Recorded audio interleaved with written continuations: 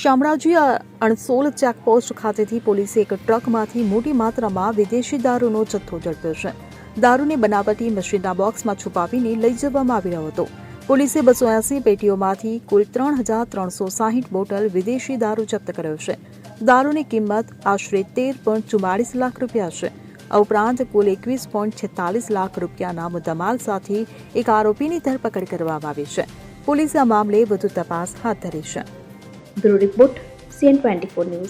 હવે જુઓ દેશ દુનિયાની તમામ ખબરો તમારી આંગળીના ટેરવે. ઉઠાવો મોબાઈલ અને Google Play Store પરથી ડાઉનલોડ કરો અમારી CN24 ન્યૂઝ મોબાઈલ એપ.